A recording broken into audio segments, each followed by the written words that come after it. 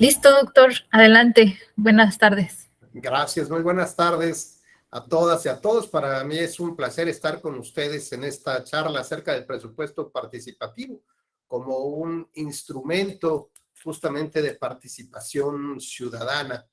Desde aquí le envío mis saludos y agradecimiento a la Escuela Judicial Electoral que hace posible que podamos tener esta charla de amigos.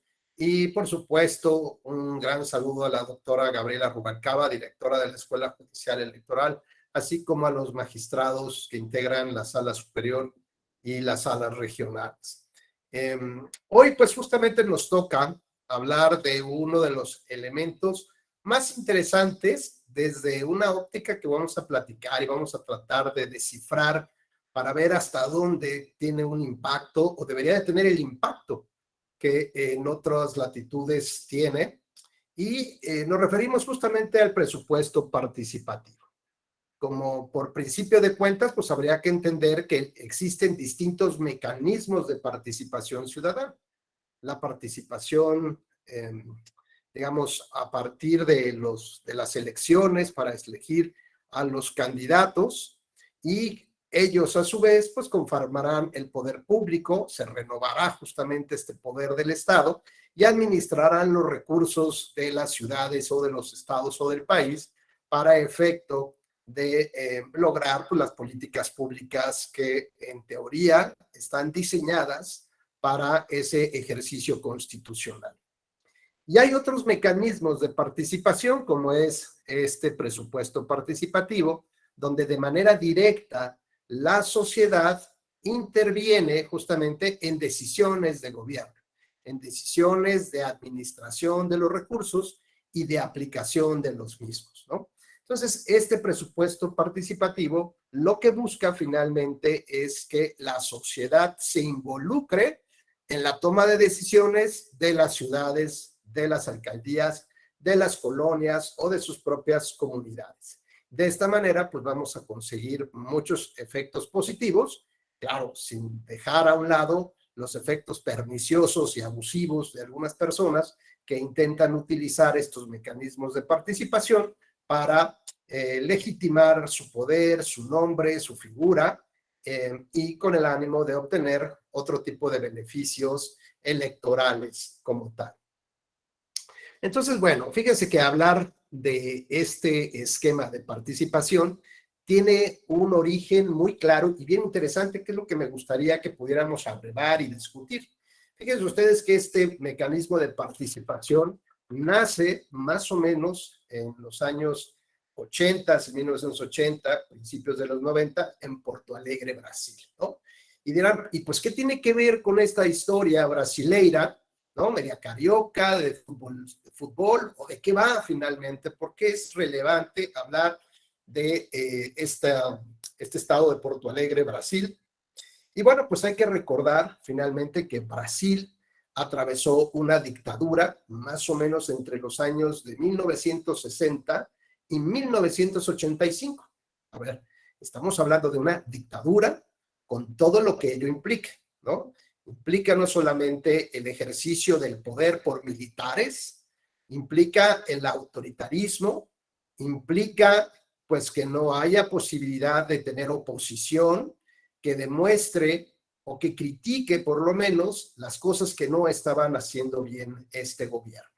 Así que bueno, pues de estos años entre el 64 y el 85, seguramente muchos de ustedes no habían nacido. Recordarán que en México al año siguiente, en 1986, hubo un mundial, el Mundial de México, donde estaba la famosa figura del Pique, no sé si ustedes recuerdan que era un chilito con un sombrero así enorme. Bueno, esto fue al año siguiente, muchos de nosotros ya pudimos ver este mundial, mientras tanto Brasil seguía en una dictadura. Y alguien dirá, sí, bueno, México tampoco se salvaba, pero bueno, a ver, dictadura como tal, pues no necesariamente estábamos viviendo. Sí vivíamos un estado hegemónico, un gobierno hegemónico, donde pues le daban un poco de pases, ¿no? Si hablamos en esta especie de analogía con el fútbol soccer, pues en realidad era como si la selección de Brasil jugaba contra México, ¿no? Nos iban a barrer completamente. Entonces, este partido hegemónico, este gobierno hegemónico, pues lo que hacía, pues era en realidad jugar un poco con la oposición, tener voces un poco, pues un poco críticas que no avanzaban definitivamente para ningún lado. Se crearon digamos, estos espacios de representación proporcional para las minorías en el 77, ¿no? Para que tuvieran voz en los congresos. Y bueno, finalmente el calificativo de Estado hegemónico podía más o menos disimularse porque sabíamos que la mayoría de estos espacios de decisión pues estaban concesionados a un grupo de partidos políticos que en realidad no tenían un peso específico, ni mucho menos, ¿no? Entonces, desde ese punto de vista, pues empieza esta espiral invertida, esta espiral perversa de cómo se va creando este sistema de partidos políticos desde un punto de vista del Estado hegemónico. Pero insisto, mientras esto pasaba en México, en Brasil había una dictadura militar. Ahora bien, después de esta dictadura, pues se convocan a elecciones y claro, de manera natural tiene que venir un proceso de transición, ¿no? ¿Y cómo se lleva a cabo este proceso de transición? Donde, pues seguro, si ustedes se imaginarán quién fue el partido beneficiado. Pues evidentemente el partido que representaba a las grandes masas, y podríamos decir que esas grandes masas estaban identificadas con los trabajadores, donde estos trabajadores pues no tenían una aspiración legítima a un estilo de vida, simplemente sobrevivían en el día a día, esperando ver qué es lo que su gobierno les autorizaba, les daba, y finalmente pues sobre de esas bases podrían establecer sus condiciones de vida. De esta manera, bueno, entendemos que esta transición donde gana el Partido de los Trabajadores, pues va generando ciertas, vamos a verlo así, ciertas condiciones necesarias, ¿no? Para poder llevar a cabo también el establecimiento de un gobierno, la uniformidad del mismo y sobre todo, pues que tenga posibilidad de la gente de desarrollarse, ¿no? Es decir, que haya cierta especie de tránsito normal entre esta dictadura y entre un gobierno democrático de corte de izquierda, pero que finalmente pues buscaba generar políticas que defendieran no solamente derechos individuales, ¿no? Sino más bien el colectivo que tan lesionado estaba a partir de la dictadura que estaban viviendo. Así que bueno, imaginemos entonces cómo se va gestando este proceso de transición. Y lo que inmediatamente resalta Arturo Vidargas, imagínate que tú eres el asesor de este Partido del Trabajo, ¿no? Entonces, te das cuenta, pues, de que ya le ganaron, güey, o sea, ya le ganaron a la milicia, le ganaron la dictadura y estás esperando que vengan a aplastarte con todo. ¿Estamos de acuerdo? O sea, estamos esperando la reacción fulminante y la desaparición no solamente de los líderes del partido, sino de los asesores principalmente, ¿no? Y tienen ya boletinado a un tal Arturo Vidargas como el principal, la persona que principalmente pudo conducir una reacción del Partido del Trabajo, de los trabajadores. Bueno, ahora, Arturo, ¿cómo esperarías? Estamos hablando de un estado, ¿no? Es el estado de Porto Alegre, no estamos hablando del país Brasil. ¿Cómo pensarías tú implementar algún mecanismo de fortaleza para poder defenderte en las próximas elecciones? Y no solamente eso, pues que no te vayan a desaparecer, ni a tu partido ni a las personas. Entonces, ¿cuál crees que pudiera haber sido una estrategia natural para fortalecer estas decisiones o este tránsito? Adelante, por favor, Arturo, si eres tan gentil de prender tu micrófono. Pues yo creo que empezar a hacer como consultas, que era bueno, es como el camino que se está tomando en muchos lados, hacer consultas para legitimar, bueno, no para legitimar, sino más bien para demostrar que el pueblo tiene la intención de que se lleve a cabo cierta acción, cierto proyecto, y a su vez, pues, uno como partido que se está viendo pues, bajo la lupa de enemigo, pues empieza a fortalecerse porque la gente lo empieza a reconocer de que están promoviendo este proyecto o esta forma de participación de toda la gente para impulsar su plataforma, ¿no? Claro. Creo que quedó un Ay, poco... no apagues tu micrófono. Le vamos a Igual. preguntar a, Sí. a Jesús Antonio. Jesús Antonio, ¿estás por ahí? Sí. Jesús Antonio, imagínate que ahora tú eres el estratega contrario, ¿no? Quieres retomar el sistema de gobierno, como quieras que llamarlo, pero bueno, finalmente históricamente se demostró que era una dictadura. Y resulta que se te subieron a las barbas, ¿no? Arturo Vidargas y su grupo encabezaron un movimiento de los trabajadores con una buena campaña, sensibilizando, demostrando cuáles eran los problemas que había y que había que dar un giro de tuerca finalmente, ¿no? Que las cosas no podían mantenerse en ese estado de cosas. Así que, ¿cuál crees que debiera haber sido la estrategia de esta dictadura para aplastar finalmente a Arturo? ¿Por dónde? Digo, más allá de la fuerza física que pudo haber existido, pero digamos que, ¿cuál sería una estrategia legal para poder derrotarlos? Bueno, yo me iba a ir por el lado de la fuerza, pero si no se puede la fuerza, entonces, no sé, una campaña de difamación o, no sé, irle por el lado legislativo, decir tal medida que tomó Arturo es inconstitucional o se excedieron de sus facultades y se pone a hacer consultas o así. Quizá decir que crees tú no puedes hacer ese tipo de ejercicios. No sé, cómo bloquear por ahí, diría.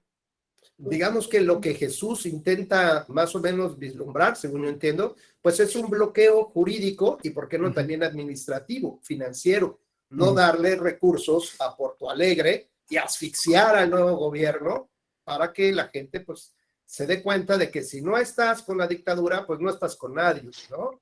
Y por el contrario, puede pasar otro tipo de cosas, como bien señala Jesús, que pudieran pues provocar, digamos, una situación muy triste, desventajosa por el ejercicio de la fuerza pública o de la desaparición forzada.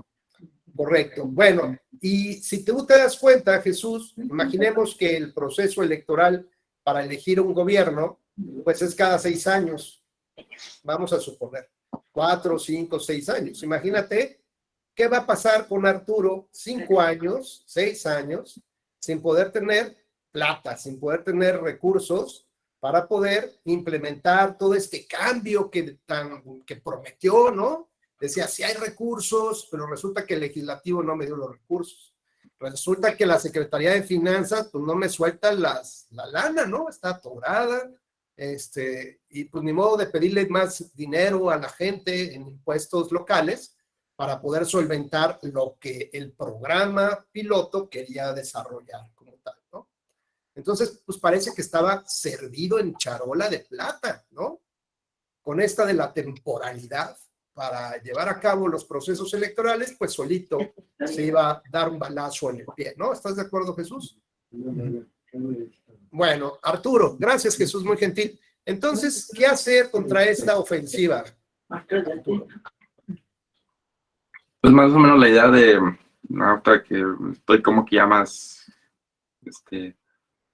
aterrizando un poco la idea del presupuesto participativo, es ahora sí que toda la comunidad se junte para que el dinero que que se recaude entre todos se pueda usar bajo una votación, pero es como financiamiento del mismo pueblo para hacer obras para ellos mismos y bajo una consulta de, bueno, decir, ¿qué nos surge más? No sé, crear un sistema de mejoramiento de las vialidades, ¿no? De pavimentarlas todas.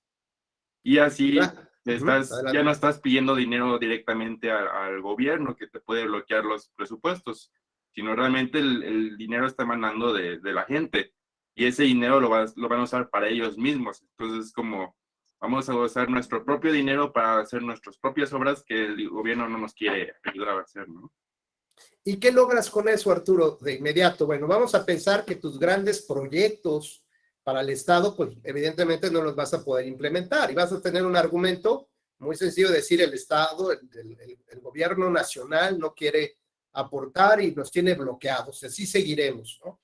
Pero ¿realmente tú crees que la gente necesitaba en ese momento? Obvio, hay que ubicarnos en la transición de una dictadura, desapariciones forzadas, digamos, asesinatos, no había derechos humanos, los tribunales pues lo que menos tenían era independencia de sus jueces, por lo tanto había corrupción e impunidad, ¿no?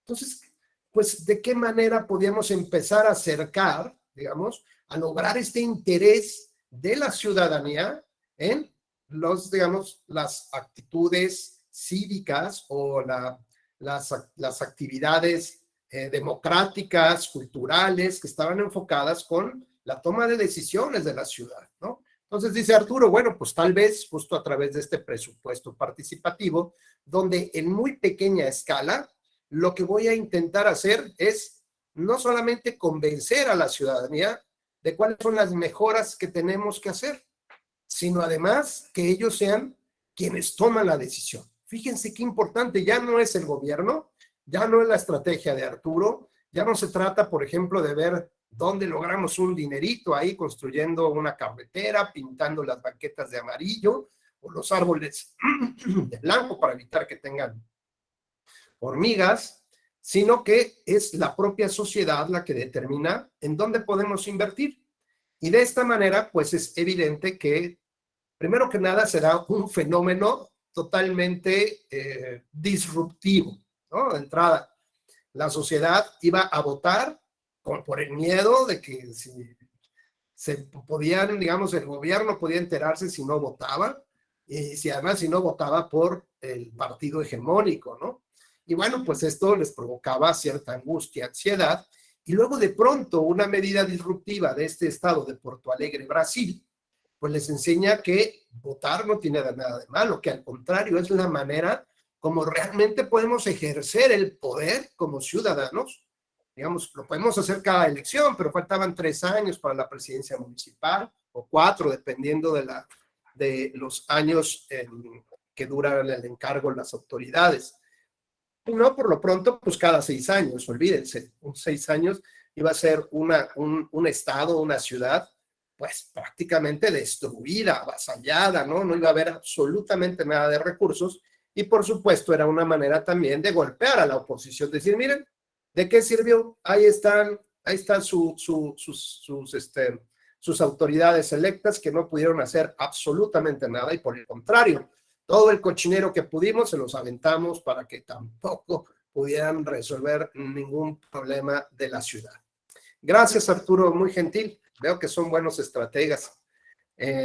Bueno, digamos, esta medida disruptiva nos va generando, pues, que la sociedad se encuentre cada vez más interesada en participar. Fíjense, por ejemplo, en el caso mexicano, uno de los primeros estados que implementó este tipo de participación fue San Pedro Garza García en Nuevo León.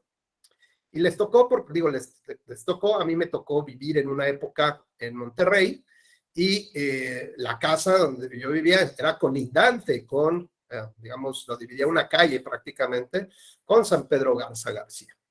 Y lo que yo sabía, por ejemplo, es que esta especie del presupuesto participativo, fíjense bien, del predial que se pagaba, y que era un predial muy alto, porque son propiedades muy grandes, muy lujosas, y digamos, es uno de los, o era uno de los municipios más caros de toda Latinoamérica. Entonces, imaginen ustedes, pues, cuánto dinero se podía recabar la autoridad municipal en el pago del predial. Pues, muchísima lana.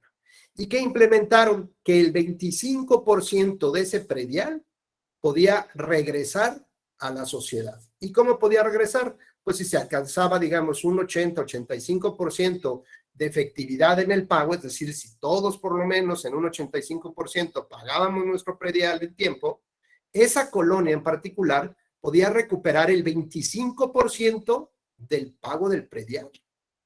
Y además ellos tenían la capacidad de decidir en qué lo iban a invertir. Claro, tendría que haber un proyecto, digamos, un proyecto para que pues tuviera cierta viabilidad, ¿no? Pero, a ver, la colonia podía, o el fraccionamiento podía decidir que lo que necesitábamos eran juegos para los niños. Y entonces se autorizaba la compra de los juegos en el parque para los chavos.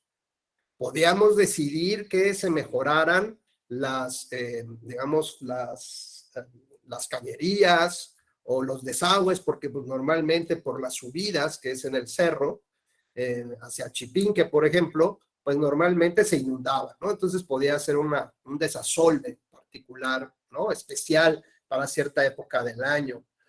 Es decir, imaginen ustedes que tiene este grupo de 26, 28 personas, que tengamos la capacidad de decidir qué hacer con un presupuesto y nos ponemos de acuerdo. Entonces, a ver, Arturo hace una propuesta, Jesús otra, David otra, Alejandro hace otra, Yadmi hace otra, ¿no? Y la sometemos a votación. Bueno, en este grupo tomamos la decisión de qué es lo que se va a hacer con ese presupuesto. Y entonces, imaginen ahora sí cómo la sociedad pues sí está interesada, ¿no? Porque ya vio que el fraccionamiento de enfrente le fueron a cortar el pasto, o ya le fueron a sembrar pasto, o le construyeron una canchita de fútbol, un área de juegos, construyeron, por ejemplo, un centro de estudios, por ejemplo, podría ser un centro de estudios para las personas que ofrecen sus servicios en la limpieza de las casas, ¿no? Y eso pues también les da cierta garantía y seguridad de qué personas están entrando a sus casas también, ¿no? Si no están boletinadas, como que se robaron, y al contrario, que puedan irse desarrollando digamos, utilizando computadoras, en internet, etcétera. Bueno, imaginen que yo pueda decidir, bueno, nosotros, podamos decidir qué hacemos con el 25% de ese predial. Pues estaría fantástico, ¿no? Y así me doy cuenta que los de enfrente ya hicieron una cosa y ahora, bueno, yo quiero mejorarla. Y es más, llegaron, fíjense bien, hasta el punto de que en su propia legislación encontraron la manera de impulsar proyectos con financiamiento internacional. A ver, entonces ya no solamente se trataba del presupuesto digamos, del municipio, sino que ahora, si había un proyecto mucho más padre, de mayor alcance, pues los chavos luego se pusieron las pilas y empezaron a ver cómo vinculaban ese proyecto participativo con otros proyectos internacionales. Así que bueno, pues imaginen el boom que fue causando justamente cómo fue desarrollándose el empleo, cómo fue desarrollándose la ciudad en sí misma y las fortalezas de las decisiones de la sociedad. ¿A qué punto? Déjenme que les platique.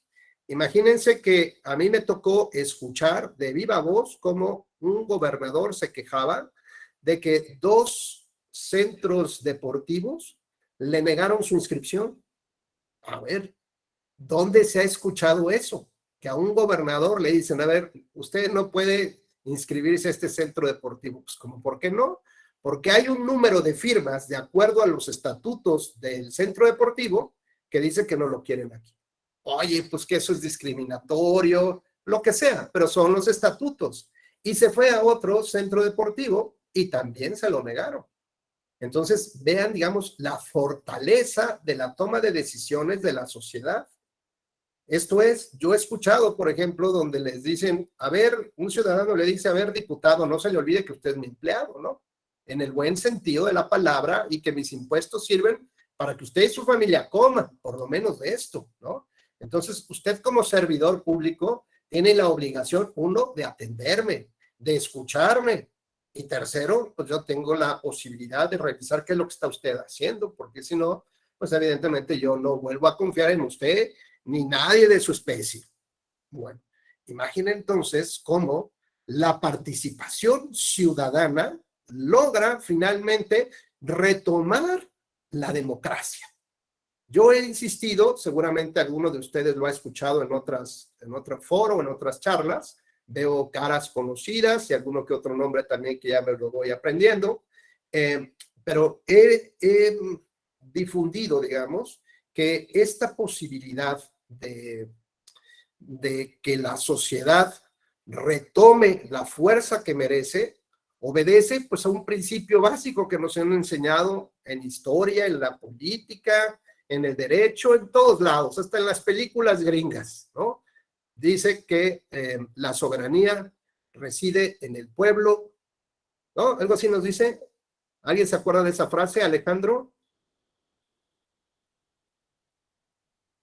Sí, maestro, la soberanía reside esencial y originariamente en el pueblo.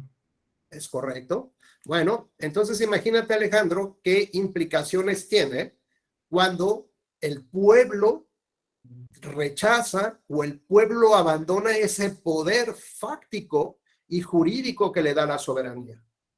Cuando nos abandonamos, ya ni siquiera a un sistema de partidos políticos, nos abandonamos a un mal candidato corrupto que lo que está haciendo es más, a lo mejor ni el candidato, pero sus asesores van o funcionarios públicos van y coaccionan nuestro voto. ¿En qué sentido? Pues a través de dádivas, ¿no? Condicionan la entrega de programas sociales y te dicen, si quieres que te digamos con el programa, pues tienes que votar a favor o en contra. Entonces, fíjense cómo hemos,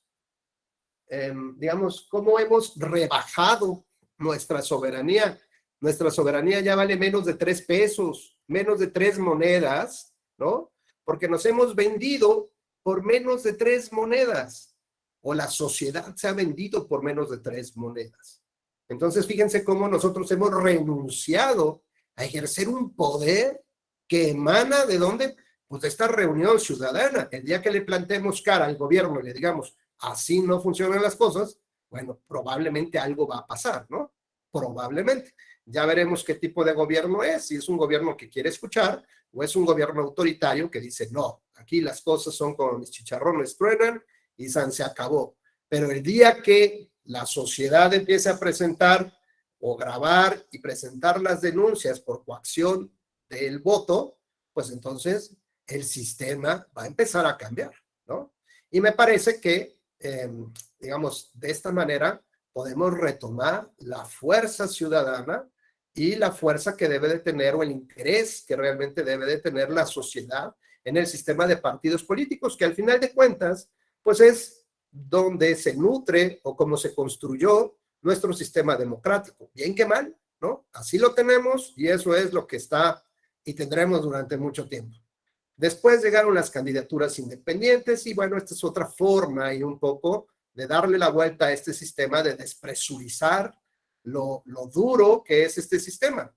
Pero a final de cuentas, la sociedad es la que tiene que tomar al toro por los cuernos y si la propia Constitución dice que los partidos políticos son entidades de interés público, significa que es de interés general de los ciudadanos y de ocupación también de los ciudadanos. Es decir, nosotros tenemos que exigir que tengamos partidos políticos mejor institucionalizados, que los partidos políticos realmente puedan tomar decisiones democráticas y que no sean decisiones populares para ver a quién benefician, ¿no?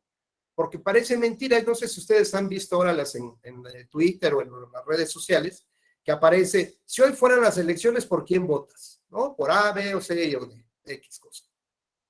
Y la pregunta es, ¿y esos qué han hecho? ¿No? O sea, ¿o como qué?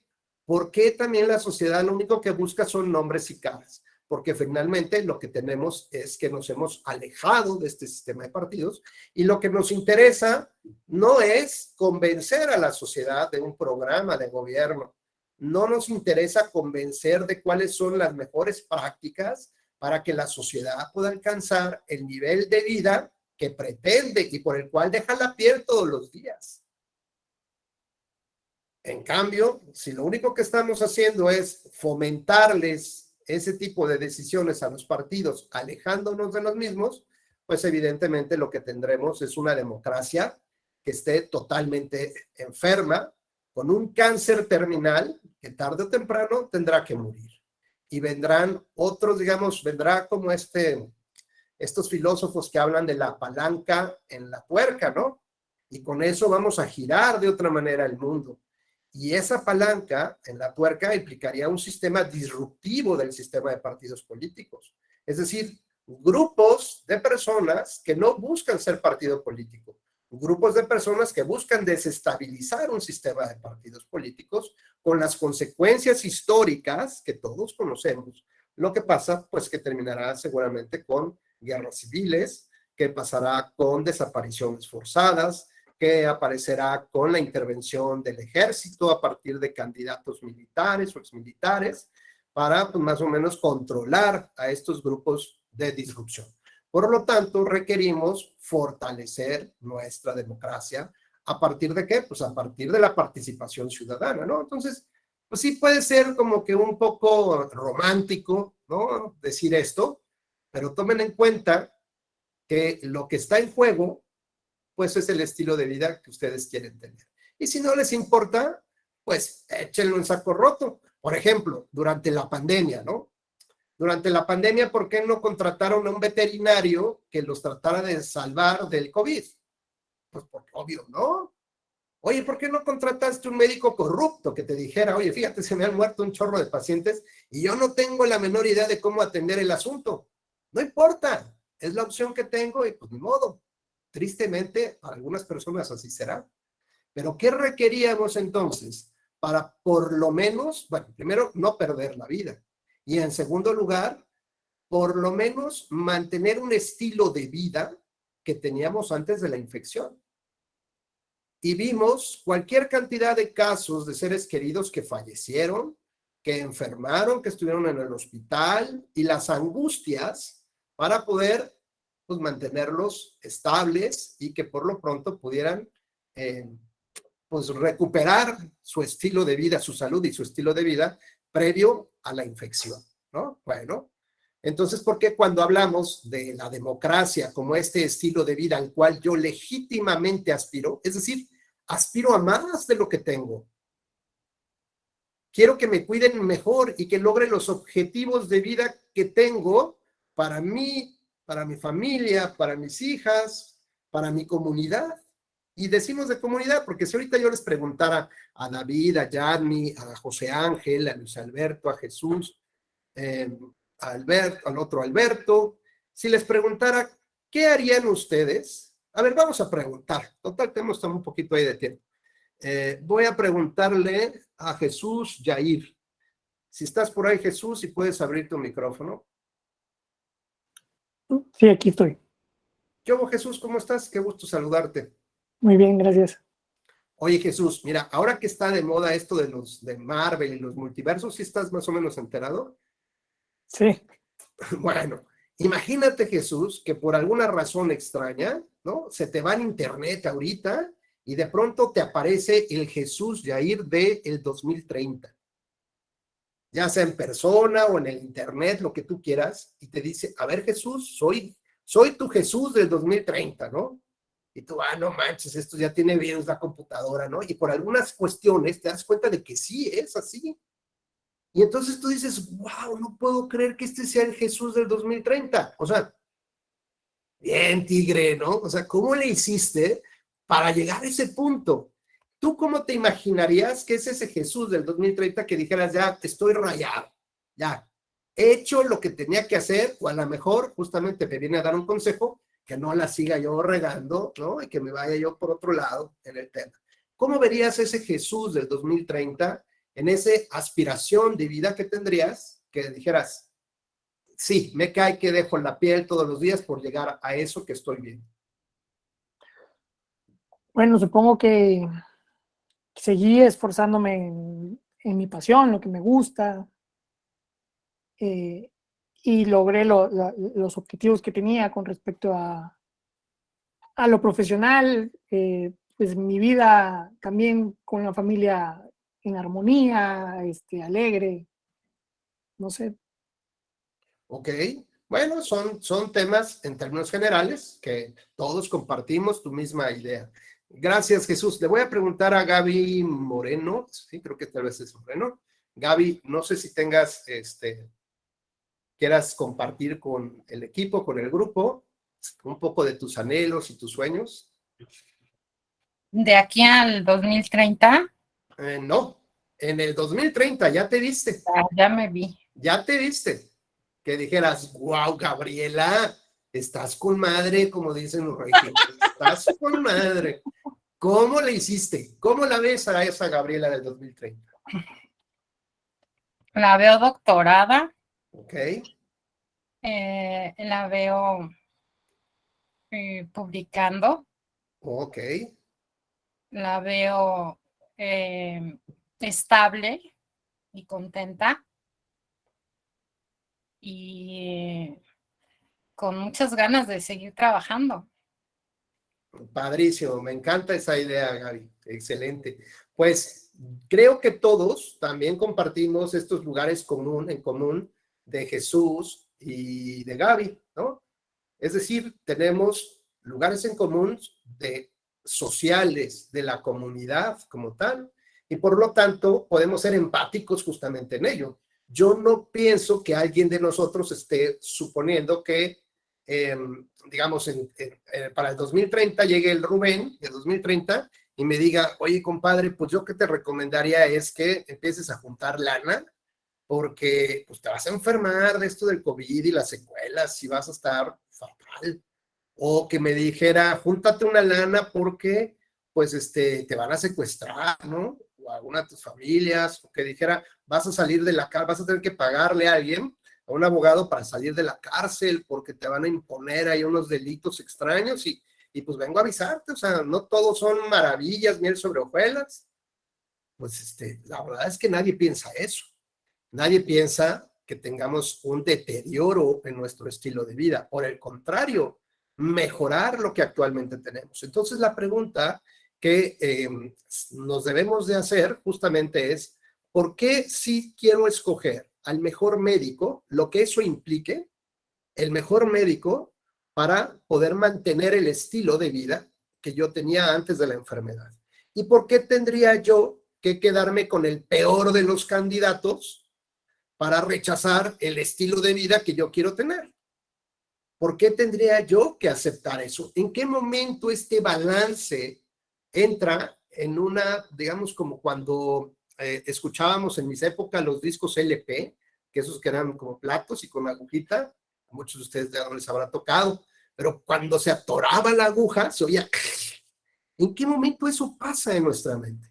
¿En qué momento nos confiamos en que, pues, digamos, este disfraz de Walking Dead, de hordas salvajes, que no tenemos a quién seguir, ningún líder de un estilo de vida que queremos, simplemente nos dejamos llevar y no sabemos a dónde vamos, ¿no? Porque tampoco conocemos ni a nuestros candidatos, ni a sus programas de gobierno, y tampoco nos interesa conocerlos porque ya sabemos, ¿no?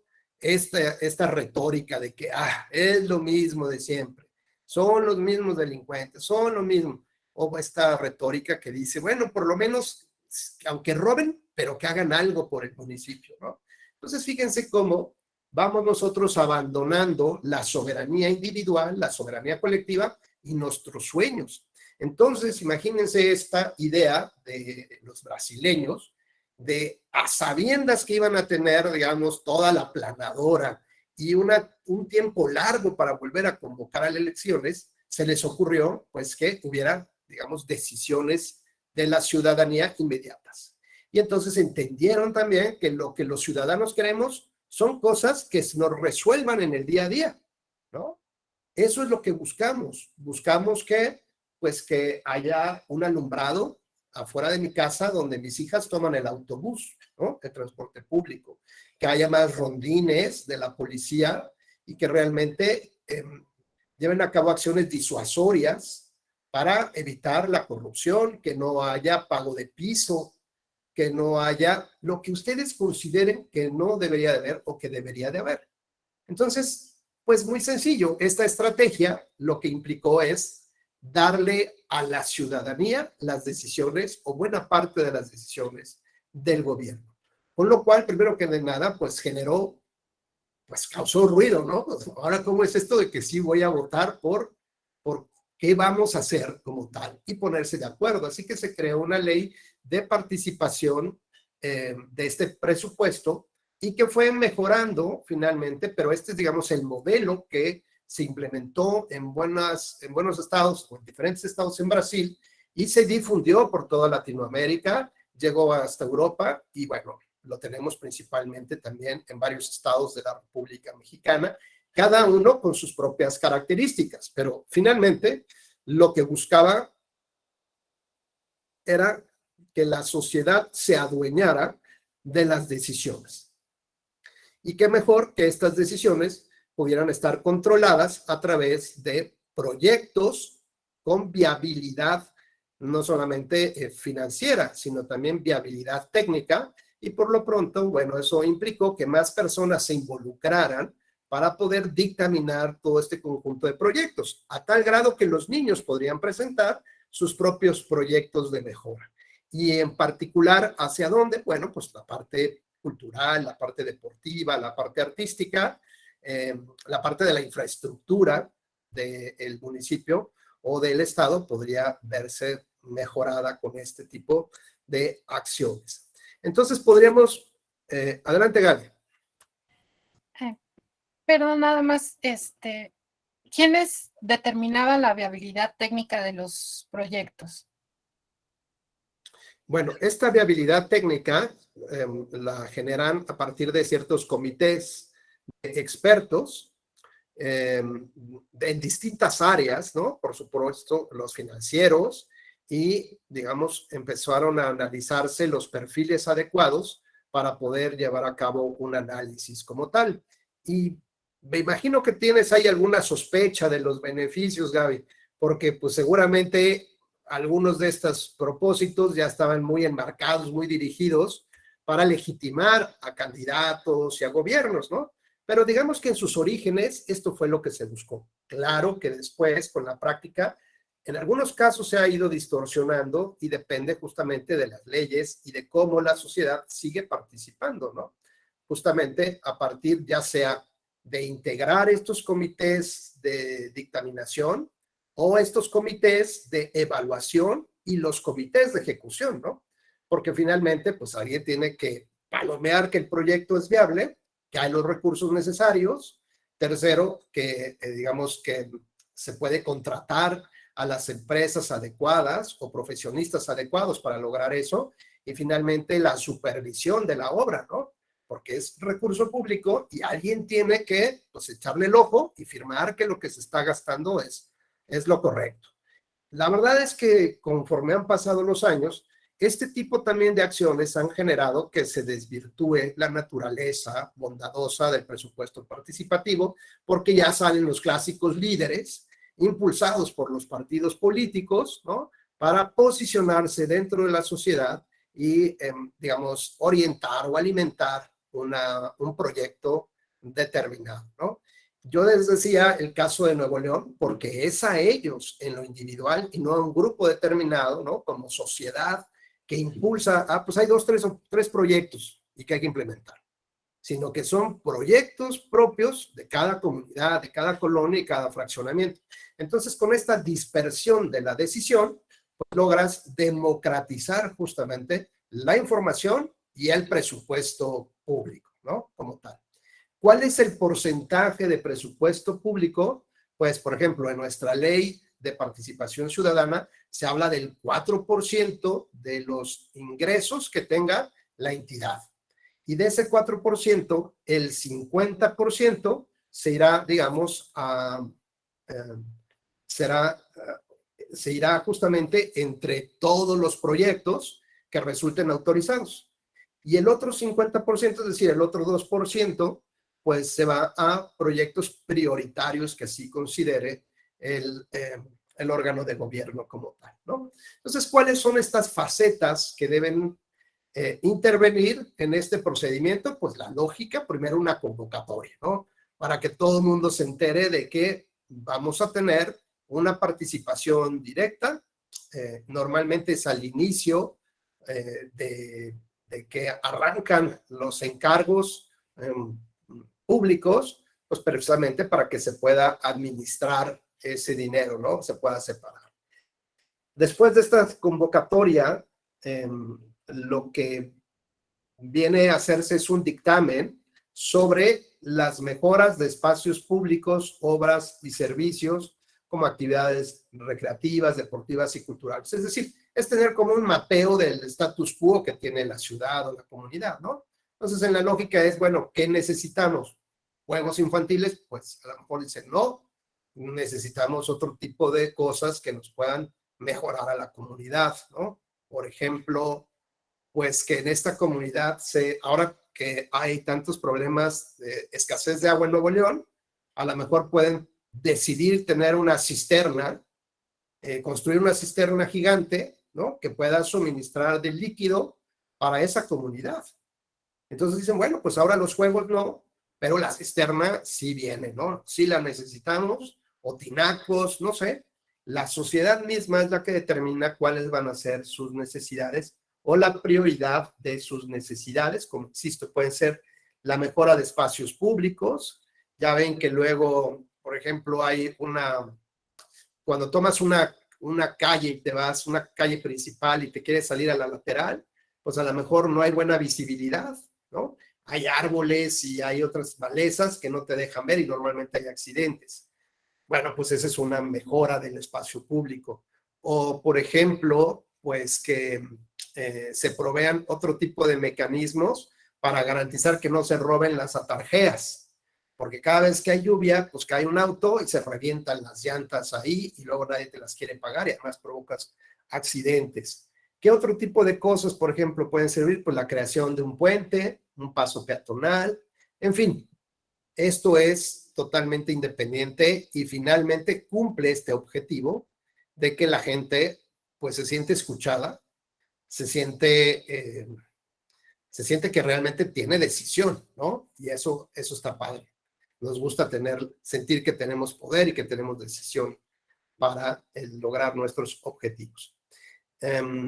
¿Cómo se distribuye, digamos, el territorio? Pues no se distribuye por distritos electorales ni por secciones electorales, sino hay otros tipos de criterios, como pueden ser la colonia, el fraccionamiento, una unidad territorial. Eso dependerá de cada ley, cómo se provea esta división territorial. Ya dijimos que tiene que existir un diagnóstico previo para saber cuáles son estas prioridades que requiere y bueno, pues tampoco decir, no, pues lo que queremos es un, ¿cómo se llama? Un cine en el parque. Bueno, oye, hay otras prioridades que tener un autocinema en el parque, ¿no? Y palomitas a lo mejor sí estaría padrísimo que haya fogatas, palomitas y todos los jueves la gente pueda ir a ver una película al parque. Estaría buenísimo. Pero bueno, también hay otras prioridades como el tema del agua, por ejemplo. Y dijimos que tiene que haber comités de evaluación del proyecto, de ejecución y de vigilancia para el ejercicio del presupuesto público.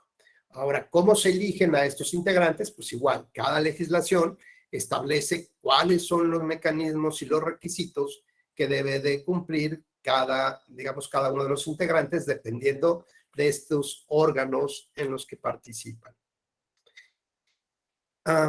Decíamos también que a lo largo de este desarrollo institucional del presupuesto participativo ha habido también grandes dilemas, ¿no? Sospechas de cómo se lleva a cabo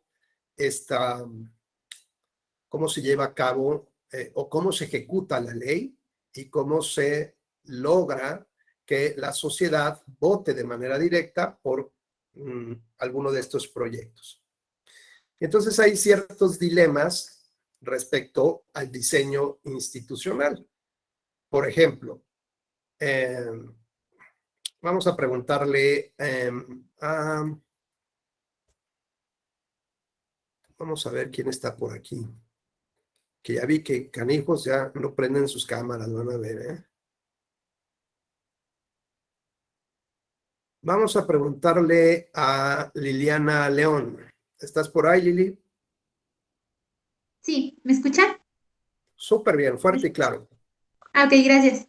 Buenas tardes Oye, a todos. Lili, muy buenas tardes. Oye, Lili, ¿y tú cómo ves un poco? O sea, suena padrísimo, pero ¿qué problemas le ves tú para el desarrollo institucional? O sea, ¿qué verías que tendrían que tomar en consideración como elementos importantísimos y no dejarlo pues como que al ahí se va la ley.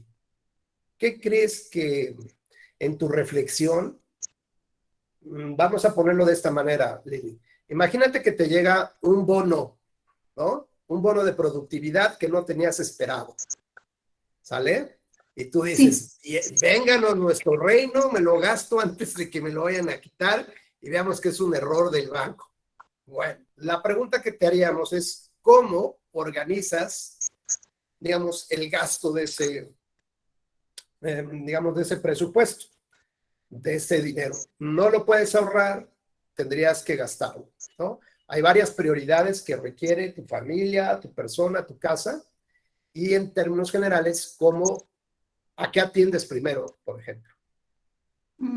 Pues primero serían las necesidades prioritarias de la familia, ¿no? Lo que se necesita, o tal vez como no contaba con ese dinero, pues estaba esperando un dinero, tal vez el pago del trabajo, y me llega eso, rápido lo gastaría en lo que necesito, por ejemplo, como lo dice, ¿no? Para la familia, sería para los gastos de los hijos, mis padres, para llevarlos al doctor, que serían las prioridades más importantes.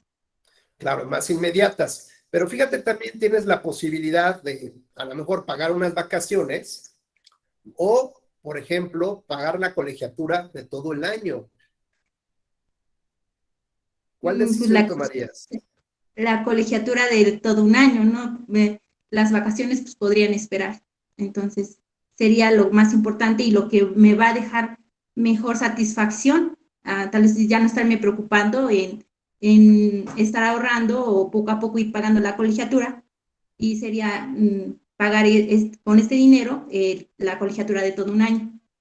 Claro, porque imagínate, Lili, que de pronto nos dices, oiga, me cayó una lana y ya alquilé una casa en Cuernavaca y están invitados todos. Y todos, ¿no? Aplaudimos porque Lili fue muy gentil y ya nos invitó a todos. Es decir, hay tal vez necesidades inmediatas y otro tipo de necesidades que requieren una planeación a largo plazo, ¿no?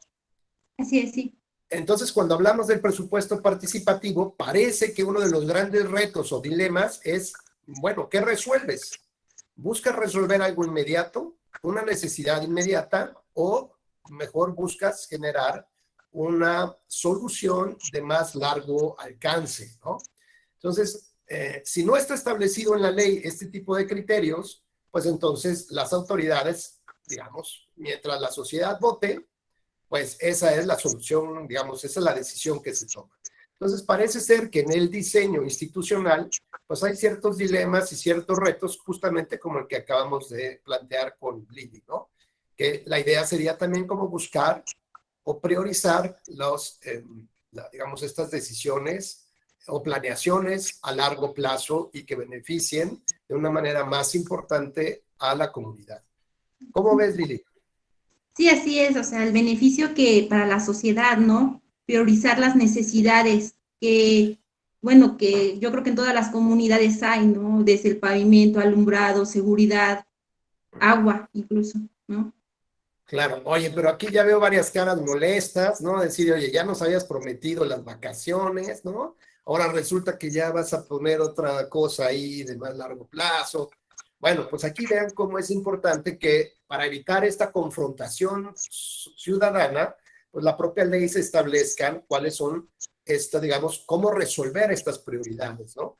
Es decir, si debería de atenderse en primer lugar esta planeación a largo plazo, por lo menos en un porcentaje determinado o no. Entonces, esto requiere mejorar su diseño. Gracias, Lili, eres muy gentil. Gracias a todos. Bueno, ¿qué otros dilemas encontramos? Pues la informalidad contra la formalidad, ¿no? A veces hay legislaciones que de una manera muy sencilla presentan la propuesta y la sociedad vota sobre ellas. Y en otras ocasiones, pues es todo un formalismo, como ya vimos, que requiere varios comités para poder transparentar, digamos, el procedimiento y que finalmente no haya malos entendidos ni corruptelas de quienes toman las decisiones. Adelante, Gaby. Hay otra pregunta. ¿Hay sanciones en caso de que no se cumpla con la voluntad ciudadana? Pues mira, todo depende de la legislación, no es una legislación nacional, todo dependerá de la capacidad o de la idea que tenga cada legislador o cada poder legislativo, precisamente por este derecho de autorregulación. Entonces, pues está dentro de su campo de acción. Si existen las sanciones, que sería lo óptimo, porque además se trata de un presupuesto, se trata de dinero público y que un mal manejo del mismo, ya sea en toma de decisiones o de procesos o de ejecución, debería de haber ciertas responsabilidades. Y lo mismo, probablemente pudiera haber ciertos pagos por honorarios para estas personas que están contribuyendo justamente a la elaboración de los dictámenes. Perdón. Bueno, ¿qué otros beneficios encontramos? Pues que promueve la transparencia en la aplicación, decisión, presupuestación y ejecución de los recursos públicos, aunque sea una partecita chiquita, ¿no? Pero finalmente se genera mayor transparencia y aumenta el cumplimiento tributario. ¿Esto qué quiere decir? Como en el caso de San Pedro Garza García, Nuevo León, pues para que esa comunidad tuviera el reintegro del 25% del predial, requería por lo menos que un 85% pagara el predial. De lo contrario, no tendría derecho. ¿Y esto entonces qué motiva? Pues precisamente alimenta el cumplimiento tributario, el pago de los impuestos, y entonces así, digamos, los gobiernos no están tratando de rifar un vehículo para ver a quién, un coche para ver quién es el que primero paga, o un sorteo, ¿no?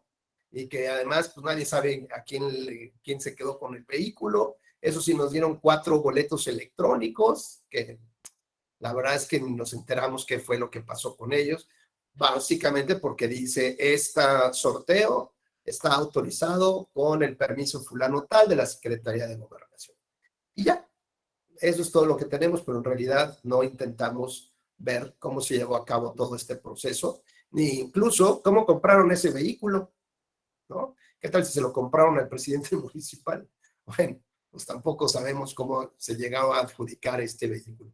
Adelante, Yadmi, por favor. Sí, buenas tardes. Yo quiero preguntarle, maestro, ahorita precisamente el ejemplo que está dando de pues, ¿qué es este fraccionamiento allá en Nuevo León? O municipio. Me imagino que para poder tener acceso a este presupuesto participativo, ellos conforman ya una asociación civil, digo, para tener representación jurídica, y esa es mi duda. Y también lo he visto con el Instituto Electoral de la Ciudad de México a través de la organización de comités ciudadanos. Es lo que pude percibir el año pasado, y todavía creo que en este año se llevó a cabo una consulta precisamente para que la ciudadanía pudiera escoger o seleccionar qué tipo de obra quería, ¿no?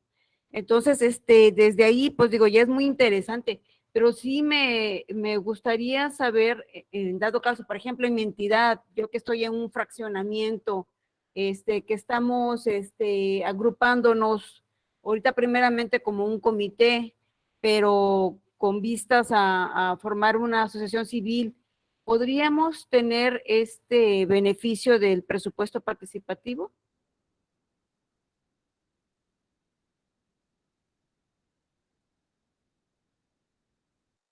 Tu micrófono está apagado.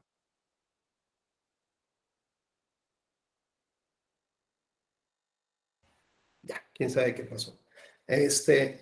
Sí, ya, a ver, mira, primero que nada hay que entender que que hay digamos, una norma constitucional que obliga justamente o que reconoce este tipo de participación ciudadana, este derecho, así como la consulta popular, la iniciativa popular. Hay muchas otras formas de participación directa de la gente. Y particularmente nos da una visión de las grandes ventajas que podría tener cuando la sociedad toma, digamos, a la democracia de manera directa y toma sus propias decisiones. Insisto, aunque sea muy pequeñita su participación, pero pues a lo mejor puede ser que sea después una sociedad ejemplar que realmente cada año con año, cada vez que haya una convocatoria, tenga altos niveles de participación, y a lo mejor pues la propia consulta sería que incrementen los porcentajes de distribución en lugar del 4%, a lo mejor hasta un 10%, ¿no? Podría ser un 5% para estos efectos. Y entonces cada legislación estatal tiene la facultad de emitir su propia ley, es decir, sus propias reglas para ello.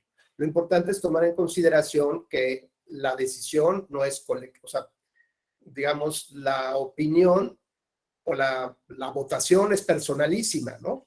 Eso es importante, no es grupal.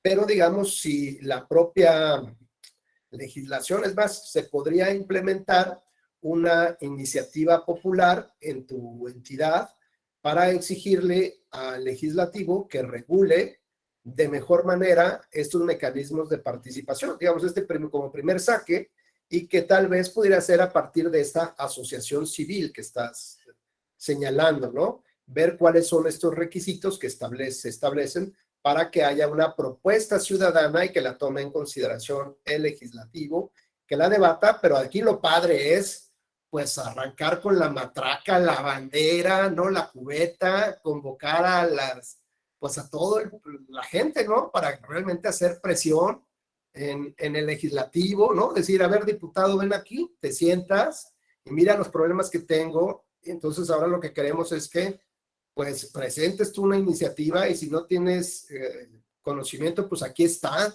te la entregamos y preséntala a tu nombre. Llévate las palmas de oro, pero lo que nosotros necesitamos es esto, ¿no? ¿Y de qué manera podemos participar? Bueno, valdría la pena hacer como un comparativo, Yarni, ¿no? Que podría ser parte de tus estudios, simplemente para ver cómo operan en el país las distintas legislaciones, y también cuáles son los casos de éxito que tiene, por ejemplo, en Europa, que tiene en Chile, que pudiera seguir teniendo todavía en Brasil, por ejemplo, ¿no? Y entonces a partir de ahí, pues a lo mejor hacer una tropicalización mexicana y decir, esto es lo que más nos conviene, como tal, ¿no? Yo te preguntaría, ¿tú crees que estarían contentos tus vecinas o vecinos en tomar decisiones de ese 25% del presupuesto del predial, digo, del pago del predial? Claro que sí, porque hay muchas deficiencias aquí en donde vivimos, y de hecho, pues esa es la razón por la cual nos estamos uniendo, ¿no? Para poder ayudarnos entre nosotros, ya que pues por parte de la alcaldesa de nuestra entidad, pues no vemos esa disposición para hacerlo. De acuerdo. Y pues quien organiza estos procesos democráticos son las autoridades electorales, ¿no? O en su caso, dependiendo de la legislación, pueden ser los ayuntamientos también. Por ejemplo, hay algunos que organizan el proceso de estas como juntas auxiliares o autoridades auxiliares, ¿no? Que coadyuvan con el municipio. Y ya sea en colaboración con propio el Instituto Electoral Local o de manera directa a los propios ayuntamientos. Así que bueno, valdría la pena como hacer esta revisión, ¿no? Y decíamos que había, digamos, uno de los grandes problemas o dilemas que tiene esto, pues ya ven que todos ven agua para llevar a su molino, ¿no? Entonces, seguramente si Yarni logra organizar algo ahí, ya conozco un regidor o dos y 2 diputados más que se van a colgar las estrellitas de esa operación, ¿no? Y por lo tanto, bueno, eso no es correcto, pero bueno, pues hay que limitar un poco también este tipo de participaciones para evitar que, pues que estas personas no manipulen de manera política, ni los partidos políticos manipulen a la sociedad para decir exactamente qué es lo que por lo que deben de decidir como tal. Bueno, decíamos que fomenta no solamente la transparencia, sino la distribución de los recursos, aunque sean pequeñitos, y fomenta, digamos, a una ciudadanía más informada. ¿Por qué? Pues porque evidentemente ya tendremos conciencia de los problemas que tiene nuestra comunidad y no solamente pues mentamos madre cuando salimos en el automóvil, ¿no? En el transporte público y nos quejamos de todo, y lo mismo pasa cuando regresamos. Pero desconocemos qué pasa en el día a día, ¿no? Siquiera pues, con el vecino de enfrente. Yo me acuerdo que cuando era niño, a 3 o 4 calles a la redonda, la de la tiendita, el de la panadería, cualquiera, sabía perfectamente, hijo, de quién eras. Y lo peor del caso es que cuando pasaban tus papás por ahí, pasaba, ¿no? Todo el informe como la Gestapo, decir tu hijo vino a hacer esto, hizo el otro, ¿no? Miles de travesuras y tal. Entonces había una comunidad, ¿no? Todos nos conocíamos de alguna manera. Y hoy el individualismo lo que ha generado es que no tengo ganas de conocer a la persona que vive enfrente de mí. Qué flojera, ¿no? Como para qué y por qué tendría yo que conocer a alguien que está en el departamento de enfrente. Entonces, de esa manera, pues evidentemente no se puede hacer comunidad, ¿no? Y ya dijimos que aumenta el cumplimiento tributario. Por otra parte, ¿qué ventajas tiene? Pues descentralizar el poder y la administración pública, ¿no? Finalmente puede ser un buen mecanismo, dadas las condiciones a lo mejor actuales, ¿no? Donde no hay una oposición de partidos políticos fuerte, donde la percepción ciudadana respecto de los partidos políticos y candidatos está prácticamente por los suelos. El porcentaje de percepción sobre la impunidad es altísimo. La pérdida de confianza de estas instituciones es altísimo, ¿no? Entonces, pues, ¿qué nos queda como sociedad? Seguir votando por los mismos maletas, por el que roba poquito, por el conformarme con el peor de los candidatos, que ya sé de entrada que no va a hacer nada por intentar que yo pueda alcanzar el estilo de vida que quiera, ¿no? Entonces, pues podría ser un buen mecanismo de participación directa, de reunir nuevamente a la sociedad y exigir el cumplimiento de otro tipo de derechos, y que estos a su vez, digamos, o de objetivos, y que estos a su vez podría crecer en función de otros temas de mayor trascendencia para la gobernabilidad democrática del país, ¿no?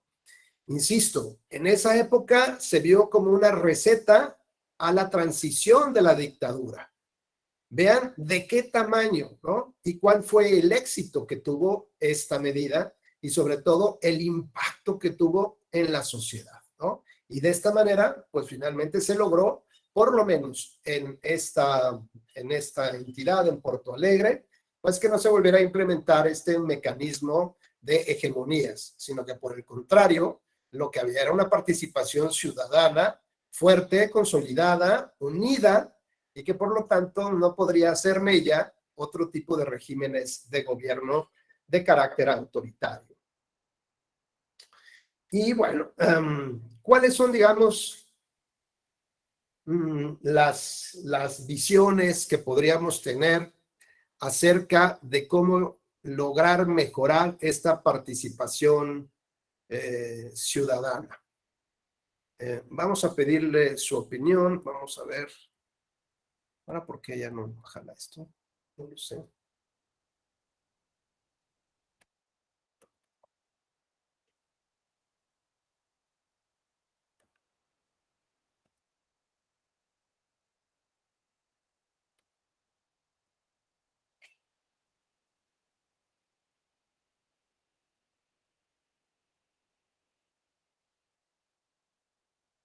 Un segundo, permítame.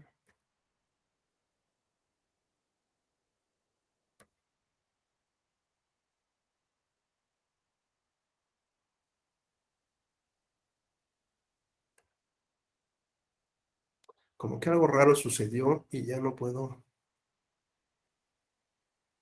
Aquí está ya.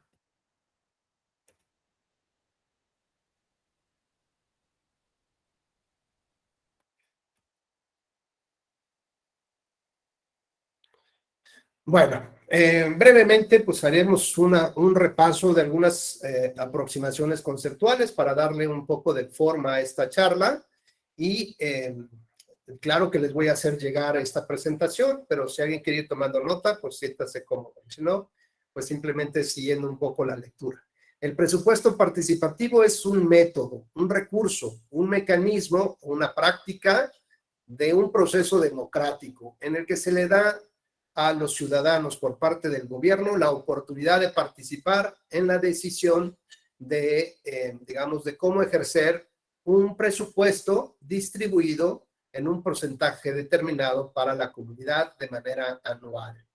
Este es un proceso de participación popular en el que justamente el Estado o el gobierno introduce, digamos, o gasta estos recursos para el beneficio de la sociedad. Entonces, es un mecanismo por el cual la ciudadanía se habilita para proponer y votar por proyectos, defender intereses de la población, tomar decisiones de manera compartida y razonada que beneficia a los intereses de la mayoría y consolidar procesos de inclusión social de forma individual o por medio de organizaciones cívicas, a través de una serie de reuniones anuales con las autoridades, pues bueno, finalmente para definir cuáles serían las prioridades. Este presupuesto participativo lo que busca es que las comunidades definan por sí mismas los fines y los medios necesarios para superar sus necesidades, como decía nuestra compañera. En la comunidad hay una serie de deficiencias que requieren atenderse, ¿no? Y de esta manera se puede orientar el destino de los recursos públicos y mejorar, digamos, la transparencia a partir de procesos de transparencia, de eficiencia, de honradez, ¿no? Y del manejo de los recursos. Ya vimos que su aparición coincide con problemas de gobernabilidad y de corrupción, ya lo platicamos en el tema de Brasil. El proyecto es iniciado por el gobierno, el municipio, ya vimos, se divide en ciertas regiones para facilitar las reuniones, o pueden ser el fraccionamiento o la colonia. No necesariamente es un distrito electoral ni una sección electoral. Realizan las reuniones informativas para orientar y capacitar a la población, y después de ello los participantes comienzan a deliberar y negocian, digamos, los proyectos que consideran relevantes para la comunidad. Y luego de esto los funcionarios elegidos adoptan y aprueban el presupuesto según lo determinado por los participantes, y tiene que haber una supervisión de la ejecución del proyecto, ¿no? Esto puede durar de 1 a 2 años o, digamos, puede ser los 3 años, dependiendo, digamos, esta visión de largo plazo que platicamos. ¿Cuáles son las condiciones o los elementos prioritarios para llevarlo a cabo? Pues primero que nada, que haya voluntad política de los gobiernos. Segundo, que haya recursos suficientes, y si no, pues hay que exigirlos. Tercero, que haya capital social, es decir, una comunidad organizada con la aspiración justamente de lograr más allá, cosas más allá que estar esperando con los brazos cruzados para ver si su serenísima autoridad, presidente municipal o gobernador, tienen a bien dirigirse a este pueblo y llevar a cabo algunos actos que beneficien a la sociedad. Debe tener una base burocrática, es decir, personal administrativo, servidores públicos que se encarguen de toda la tramitología y que esté establecida en la ley como tal.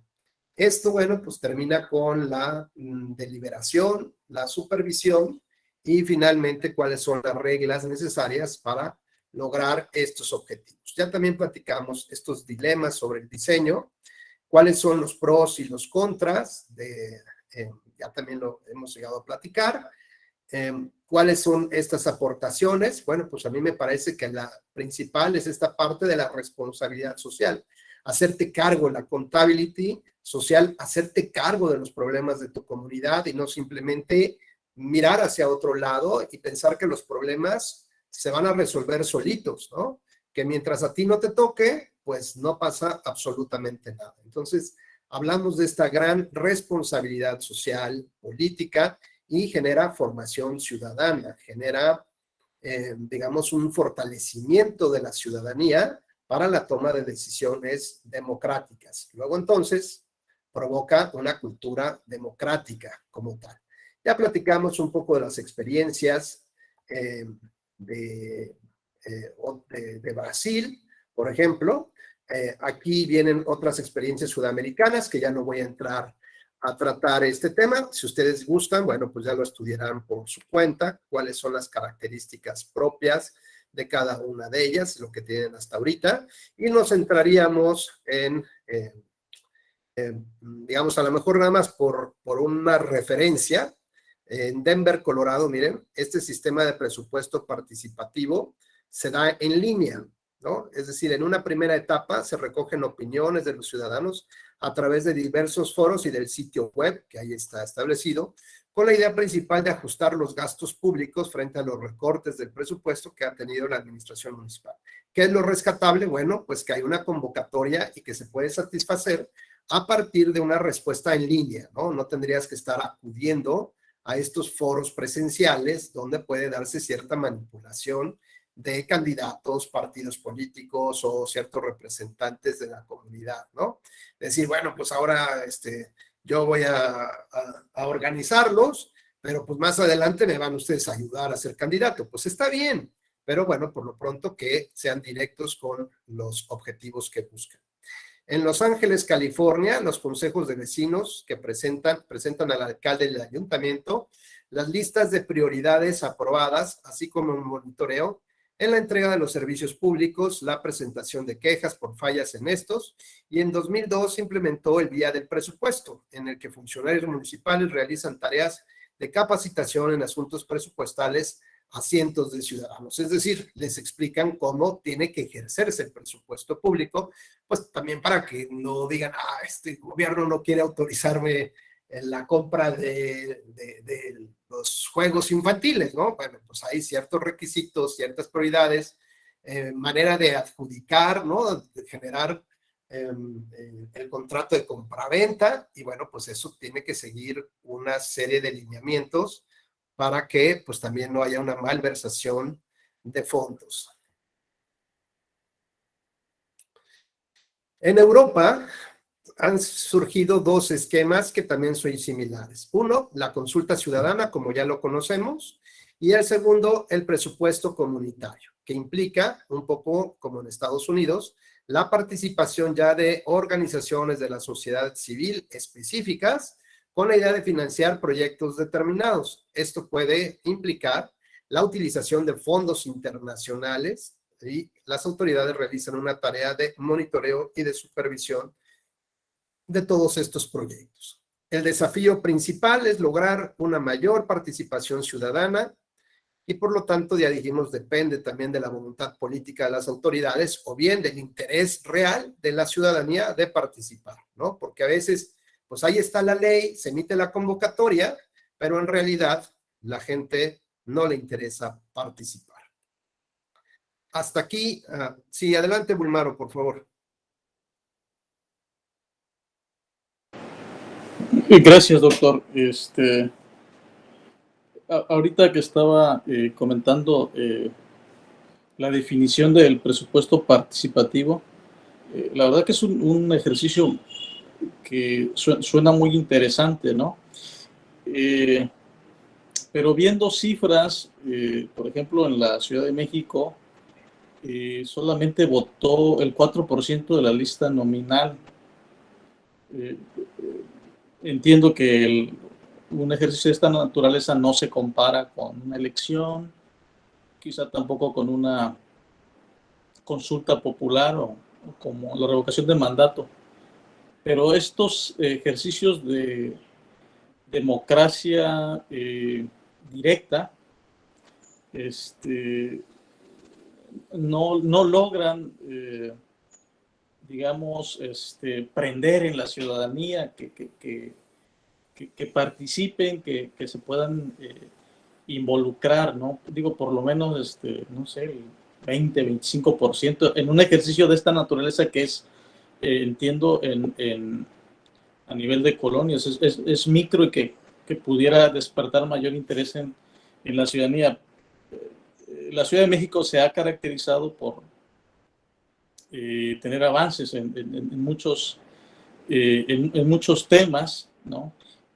Pero vi muy poca participación esta vez, ¿no? No sé a qué se deba esto, ¿no? Gracias, doctor. No, al contrario, Bulmero. Y no sé si alguien tenga la respuesta o considere que pudiéramos aproximarnos a una respuesta de esta falta de interés de la ciudadanía.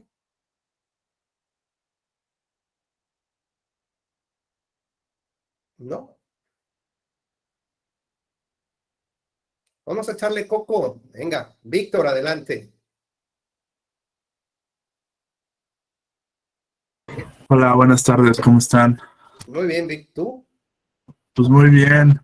Pues la verdad es que yo anduve ahora esta vez dentro del ejercicio del presupuesto participativo aquí en la ciudad, Ok. en los órganos de dictaminación, y creo que mucho del problema de que la gente no participe, de los grados de participación, pues son dos. Uno, que la ley como que todavía le falta pulir muchos detalles para que puedan aprobarse más proyectos ciudadanos.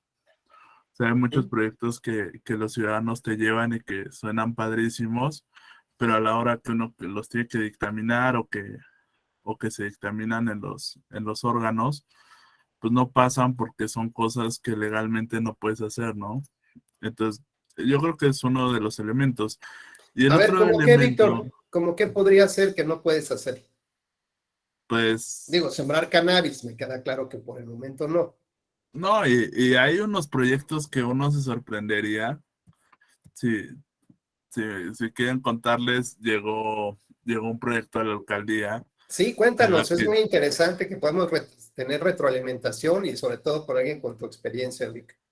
gracias, maestro. No, pues llegó un proyecto donde un joven proponía que con el presupuesto participativo en una instalación de la alcaldía se minaran criptomonedas y y lo que saliera de ese procedimiento se usara para el presupuesto de la colonia, ¿no?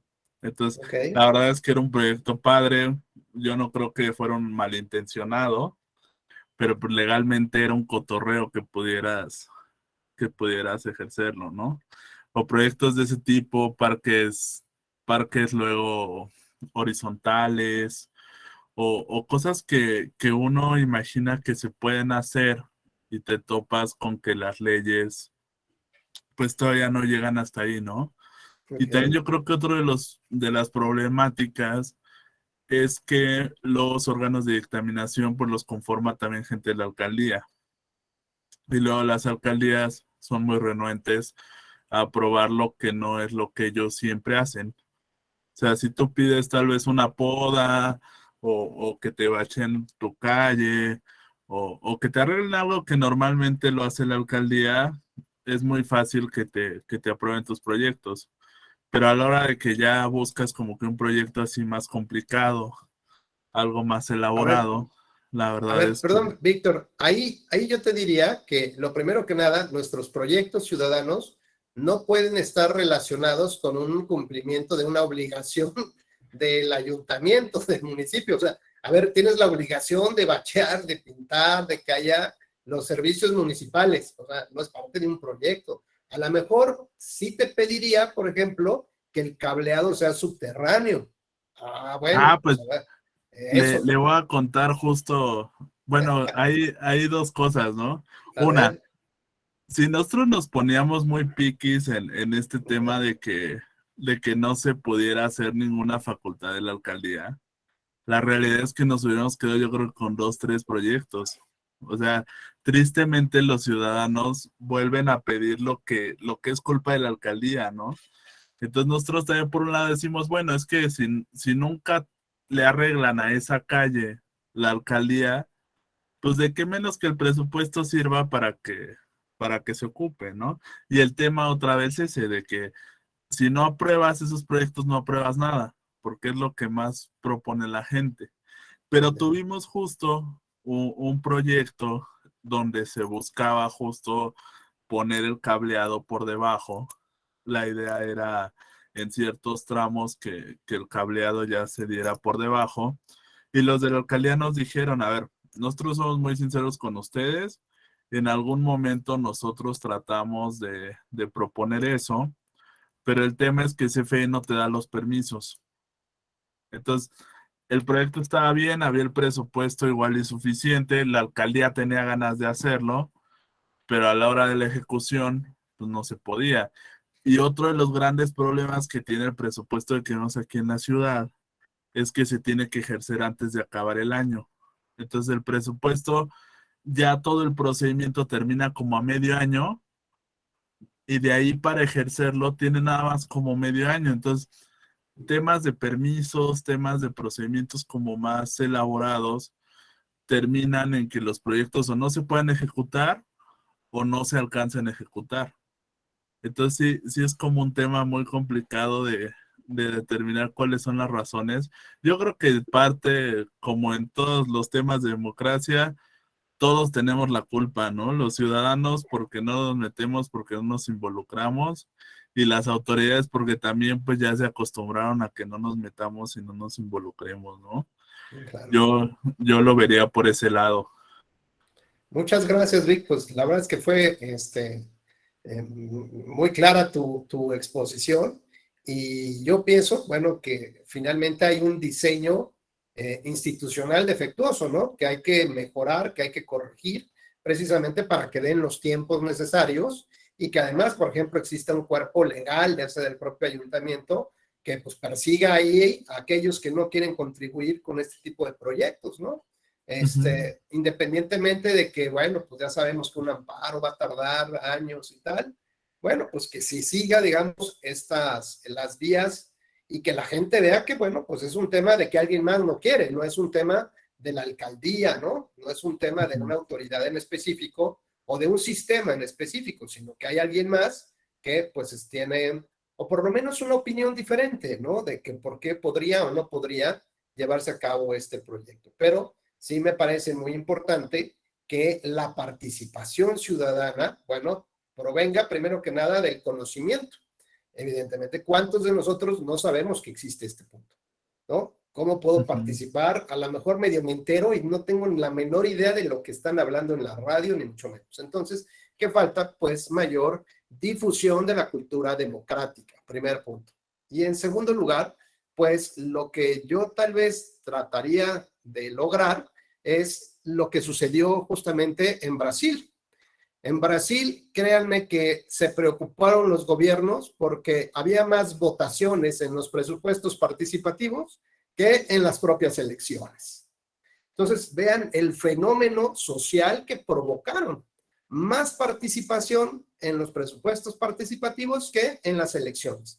¿Por qué? Porque de esta manera la sociedad veía rápido cómo se lograba mantener y cambiar, ¿no?, el status quo de la ciudad, de la colonia, como tal. Y entonces fueron, digamos,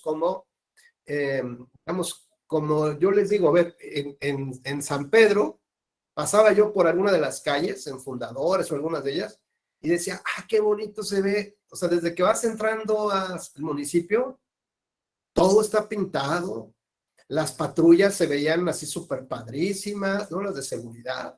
Veías a los colegas que se bajaban de las patrullas, bueno, hasta guapos estaban los colegas, todos fortachones, no estaban panzones. O sea, a ver, otro estilo de gobernanza, con todas las críticas que se puedan hacer, insisto, todas las críticas que pueda tener. Pero había una percepción ciudadana de que lo que estaba pasando en ese municipio estaba padrísimo. ¿Y por qué? Pues porque todos queríamos estar ahí, porque veíamos las calles súper pintadas, había riego automático, la mayoría, no digo en todas las calles, pero la mayoría de los cableados estaban dentro del piso, porque además existía un desarrollo urbanístico. Por ejemplo, en Alicante, si un gobierno o un empresario quiere desarrollar y poner edificios, chalets, casas, un club deportivo y tal, pues le presenta el proyecto a la comunidad, ¿no? Al ayuntamiento, al municipio, ven la viabilidad del mismo, ven si hay dinero y después cómo financiarlo. Bueno, ya que toman la decisión, le informan a los dueños de ese predio que sus predios van a ser expropiados, en el mejor de los casos. Bueno, que van a ser expropiados para hacer un desarrollo. Y bueno, todo el mundo dijo, ¿cómo es posible esta ley de violatoria de derechos humanos? ¿Saben cuántas acciones digamos, de constitucionalidad o inconstitucionalidad de esta ley se promovieron? Ni una. A ver, entonces, ¿en dónde reside el truco? Bueno, pues que llegaban y le decían al propietario, oye, pues mira, tienes aquí unos manzanos, son 3 hectáreas o 4 las que tengas, y tienes naranjos y manzanos, ¿de acuerdo? ¿Cuánto te da de beneficios al año? Pues tanto. Ah, bueno. Pues resulta que vamos a desarrollarlo.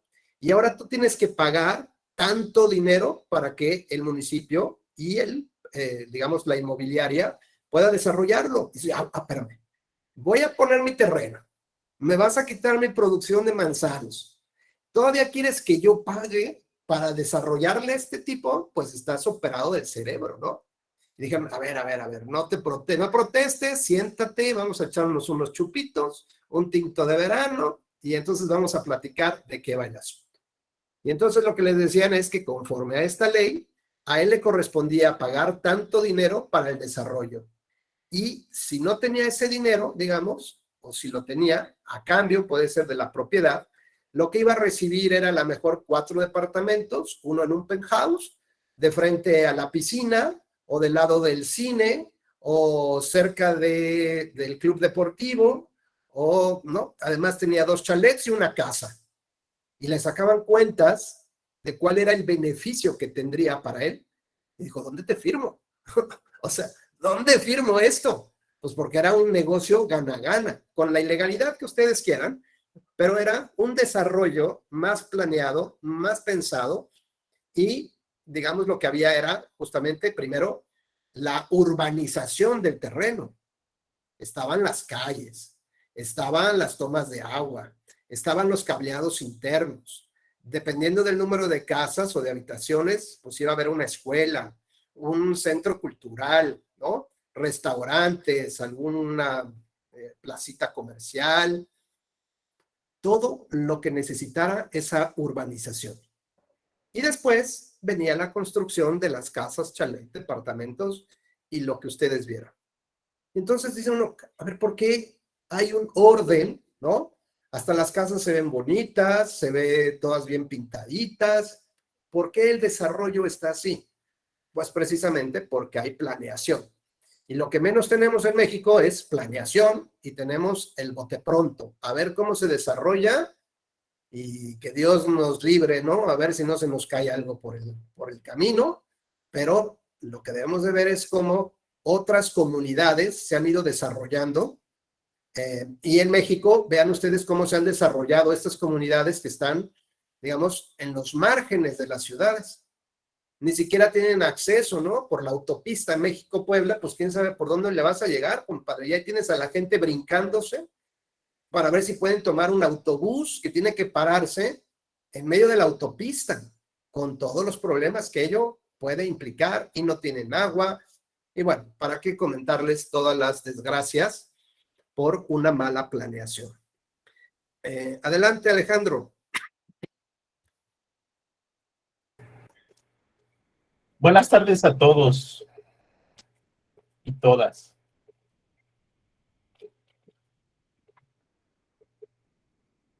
Adelante, Alejandro, por favor, te escuchamos. La pregunta de usted, maestro, se refería a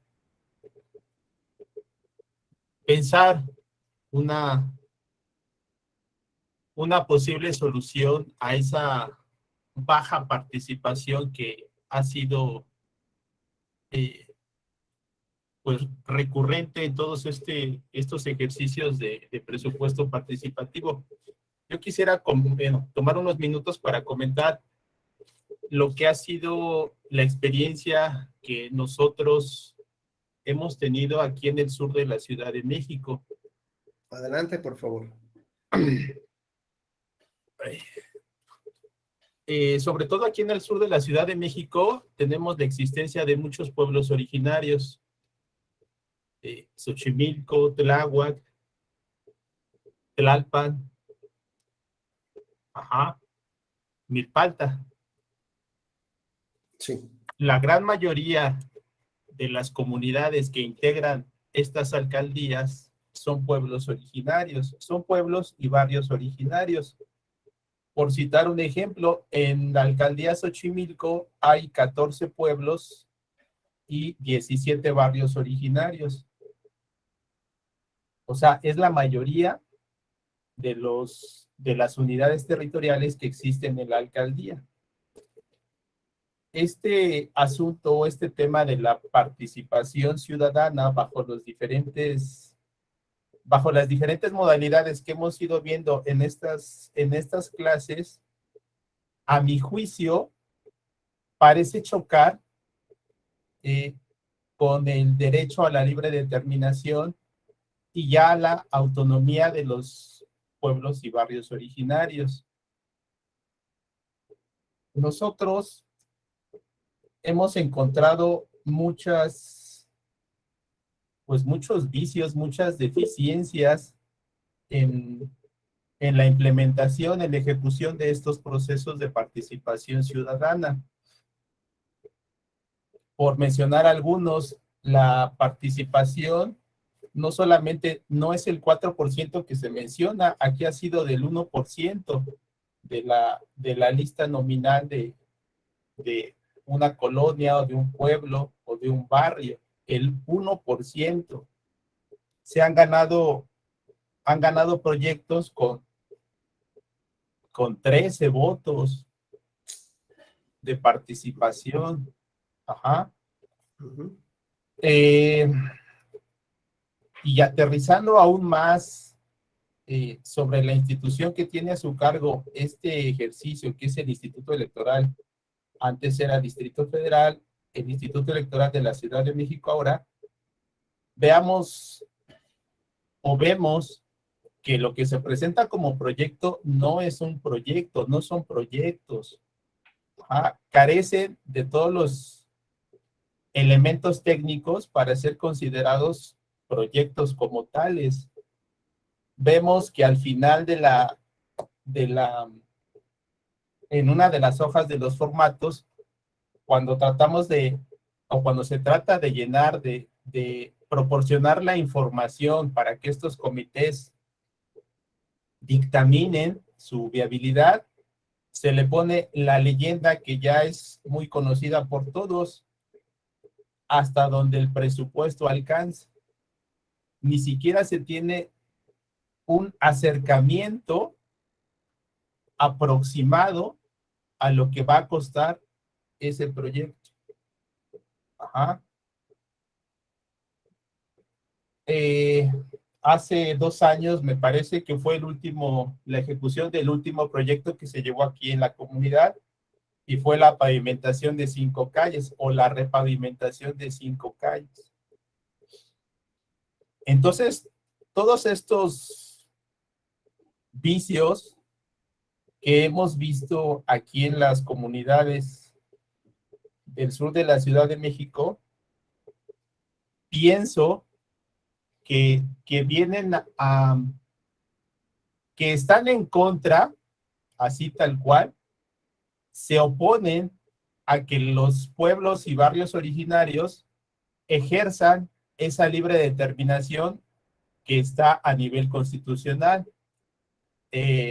Mientras usted hablaba, pues busco lo que da sustento a esta última parte. En el apartado B del artículo 2 constitucional, en el penúltimo párrafo, dice textualmente: para garantizar el cumplimiento de las obligaciones señaladas en este apartado, el apartado B del artículo 2, la Cámara de Diputados del Congreso de la Unión, las legislaturas de las entidades federativas y los ayuntamientos, en el ámbito de sus respectivas competencias, establecerá las partidas específicas destinadas al cumplimiento de estas obligaciones en los presupuestos de egresos que aprueben, así como las formas y procedimientos para que las comunidades participen en el ejercicio y vigilancia de las mismas. Estas obligaciones del apartado B, su naturaleza son muy distintas a todo lo que hemos visto que se presenta como proyectos. Ajá. Ok. Se presenta lo de luminarias, lo de lámparas solares, lo que se pongan juegos infantiles, que se pongan, nada tiene que ver todo lo que conocemos como proyectos a lo largo de la existencia, por lo menos aquí en la Ciudad de México, que tenga que ver con lo que constitucionalmente están obligadas las autoridades de los 3 órdenes de gobierno. Ajá. Hemos sido muy insistentes acudiendo a los tribunales, al Tribunal de la Ciudad de México, al Tribunal Federal, en materia electoral, para que primero yo pensaría que nos hiciéramos visibles ante estas autoridades. Ajá. Esta lucha es relativamente reciente porque nosotros estamos apenas teniendo unos 13, 14 años que estos temas los hemos puesto sobre la mesa de los tribunales. Ajá. Nunca antes, como pueblos originarios, primero nos habíamos reconocido y después exigir ante el tribunal local, ante las salas regionales, ante la sala superior, esta defensa de estos derechos. Ahorita, por otras cuestiones, le hemos perdido un poco el seguimiento, pero hasta donde yo sé, en 2018 hubo una controversia respecto a la elección de los comités de participación ciudadana y también algo de presupuesto participativo. Ahorita no lo tengo a la mano para darles más datos, donde la sala regional, a donde yo recuerdo, hubo de suspender el ejercicio del presupuesto participativo en los pueblos originarios de la Ciudad de México. Ese fue una gran noticia. Si no intervenimos nosotros directamente, sí los antecedentes de esos juicios, sí tuvimos nosotros intervención. Ajá. Claro. Valdría la pena recordarlo o tenerlo, el dato específico para sucesivas clases. Eso sería por hoy. Gracias. Al contrario, gracias. Muy amable, Alejandro. Arturo Vidargas y luego Víctor Israel Damián. Les pediría que seamos concretos ahí, por favor, porque ya estamos por terminar nuestra sesión del día de hoy. Sí, hola, bueno, un poco de lo que hablaba el compañero Alejandro, porque ahorita me metí rapidísimo a ver una cosa, algo había leído de que ya habían impugnado algunos proyectos de algunas consultas anteriores, y sí, en efecto, habían impugnado, bueno, aquí lo que veía, una de Coyoacán, otra en Xochimilco, otra en Tlalpan, bueno, 2 en Tlalpan y una en Álvaro Obregón. Sobre todo, la queja principal que se veía era que, al parecer, los presupuestos que se estaban usando del presupuesto participativo eran para proyectos que realmente le correspondían a responsabilidad de la alcaldía.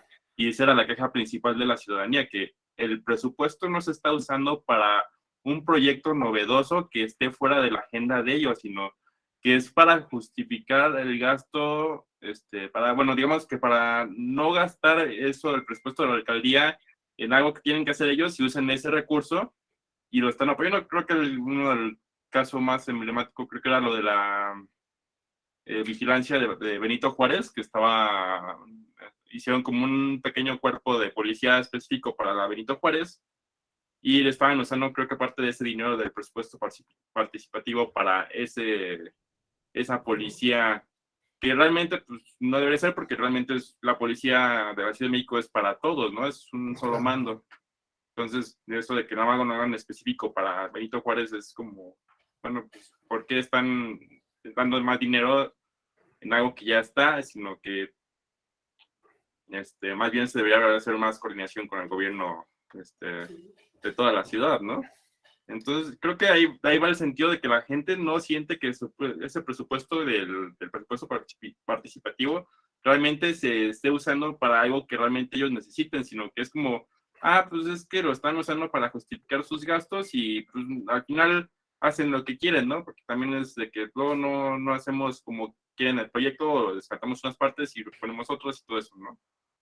Exacto. Muchas gracias, Arturo. Y finalmente escuchamos a Víctor. Adelante. Oigan, pues de este tema justo que hablabas de las patrullas, la verdad es que les tengo que confesar que fui yo. De hecho, nosotros tenemos ahí los juicios que promovimos. Les voy a contar así rapidísimo cómo estuvo, para que vean que, o sea, no es solo el tema que se vio en las notas, sino que la verdad es que sí fue un tema que se vio como el agandalle desde el principio, ¿no? Nosotros entramos a ver las audiencias donde se supone que analizabas los proyectos participativos que proponían los vecinos. Y en la primera, así de una forma rarísima y surreal, llegan y nos dan 70 proyectos para cada una de las colonias que según los vecinos se habían organizado para meter en todas. O sea, resulta que todos los vecinos de todas las colonias de la alcaldía querían patrullas, ¿no? Y luego, pues, hay muchos temas legales, porque pues, es una facultad en coordinación, porque no se pueden comprar patrullas tan fáciles, porque aparte el dinero ni siquiera alcanzaba. Entonces, nosotros como ciudadanos, como parte del órgano dictaminador, pues les hicimos saber esto, pero pues al final la idea de la alcaldía fue pasarlos, ¿no? Ahí lo que es muy triste, ya nada más para terminar, es que cuando nosotros fuimos al Tribunal Electoral para justamente quejarnos de que se habían aprobado estos proyectos, el tribunal nos dice algo así, como que, a ver, si tú propones un proyecto y no te lo aceptan, yo sí puedo conocer porque están violando tus derechos políticos. Pero si tú vives en una alcaldía donde se aprobó un proyecto que está en contra de la ley, tú no tienes el interés jurídico para acudir. Entonces, el Tribunal Electoral, al fin y al cabo, hace el control de legalidad y constitucional y de constitucionalidad únicamente en los proyectos que se aprueban. Digo, que se niegan a los ciudadanos, pero no en los proyectos que se aprueban. Entonces llega a haber proyectos que se aprueben, que están en contra de la ley, y finalmente no hay nadie que haga un control, ¿no? Entonces creo que eso tiene mucho que ver con lo que ustedes decían de las luchas que se han hecho en los tribunales, lo que comentaba nuestro compañero Alejandro, de que pues falta muchísimo en la regulación para que las autoridades pues vean que el ejercicio se haga adecuadamente, ¿no? Y pues ya sería todo. Muchas gracias, Víctor. Pues muy aleccionadores estos temas. Gaby, por favor, adelante. No, pues ya nada más tengo la duda. Me imagino que al ser propuestos por la ciudadanía es o sea, fue una iniciativa ciudadana que hubiera patrullas dando rondines. No sé si Víctor sepa, si fue una iniciativa ciudadana. Pues mira, yo lo que te puedo comentar es que en este caso, el gobierno de esta alcaldía, que es el alcalde, pues su proyecto principal es que haya patrullas y cámaras y lo que se pide, ¿no? Yo te voy a ser muy sincero. Yo viviendo aquí, yo creo que cualquiera de ustedes, ¿cuándo han visto que toda una delegación o todo un municipio se ponga de acuerdo para proponer los mismos proyectos? O sea, no hace match con que la ciudadanía se haya organizado, y al contrario, sí hace match con que coincide con la agenda de gobierno del gobierno en turno, ¿no? Y digo, independientemente de eso, técnicamente no se podía. Es que, ¿sabes qué? Yo, bueno, no sé, me surge la duda porque creo que en general en la delegación, yo vivo en Benito Juárez, la percepción de blindar Benito Juárez es predominantemente de aceptación entre los ciudadanos, porque ves más rondines por parte de la delegación y apoyo ciudadano que pues sí, tristemente, la policía en general. Entonces, por eso me surgía la duda, porque creo que, o al menos esa es mi percepción y por lo que he visto en muchos de los vecinos, que en general apoyan este tipo de iniciativas, ¿no? Tan es así que en la pandemia, pues en realidad estas fueron las patrullas que estuvieron atendiendo grupos vulnerables, que llevarles medicamentos, que hacer el súper, o sea, entre muchas otras cosas, pues, Claro. no sé, o sea, por esa razón decía, a mí sí me hace sentido que la ciudadanía haya generado este tipo de iniciativa para tener más seguridad, porque recordemos que Benito Juárez también hace algunos años era de las alcaldías con mayores índices de robos a casa habitación, a transeúntes, etcétera, y me parece que la cuestión de la seguridad, pues sí es, podría venir de ahí, ¿no? Pero pues al No, final esto es político, y mira, ¿no? ahí si quieres ya nada más para cerrar el tema, a nosotros también, o sea, nosotros les dijimos, pues nosotros vivimos en la alcaldía, ¿no? O sea, de alguna manera, yo nunca voy a estar en contra de algo que beneficie, ¿no? Pero ¿cuál era el tema? Que legalmente, pues sí había como que muchas cosas que no hacían match. O sea, que tú no podías aprobar este tipo de proyectos.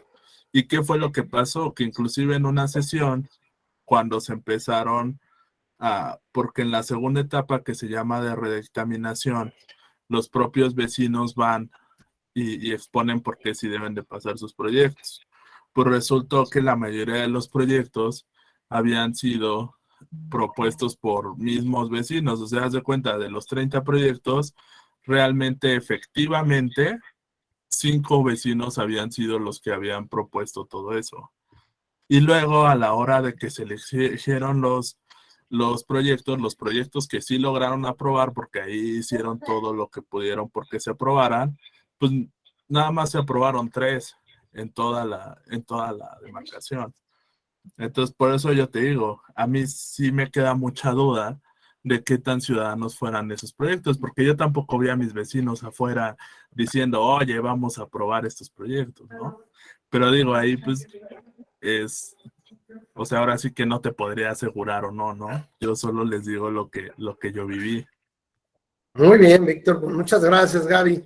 Pues, si no tienen inconveniente, hasta aquí dejamos esta charla y mañana retomamos esta idea.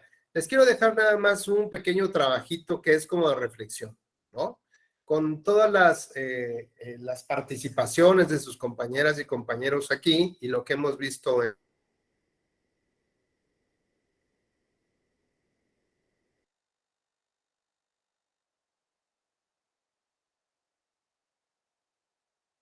Se congeló, soy yo. Sí, no se escucha.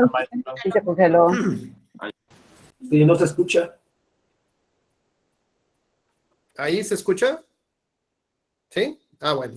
Les comentaba que hasta aquí dejaríamos nuestra charla del día de hoy. Me pareció fantástica, fabulosa su participación, es una gran retroalimentación.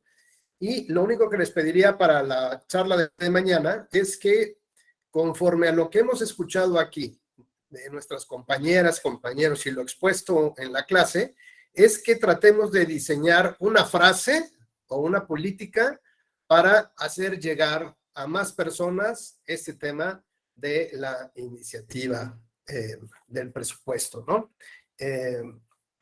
Es un reto muy grande, pero bueno, finalmente podemos escuchar propuestas de ustedes, a lo mejor un eslogan, no sé, un meme, no sé, algo que ustedes consideren que podría tener un impacto simplemente para hacer llegar a más personas el conocimiento acerca de este instrumento de participación ciudadana. Y bueno, mañana, quien tenga curiosidad, interés en participar, ya que saben, aquí le pongo su palomita. Pues muy buenas tardes, les deseo que pasen una buena noche y nos vemos mañana. ¿Vale? Muchas gracias. Gracias, maestro. Al Gracias. contrario, Gaby, gracias. Nos vemos, Jesús. Gracias. Nos vemos. Muchas gracias. Nos vemos, José. Buena tarde, gracias.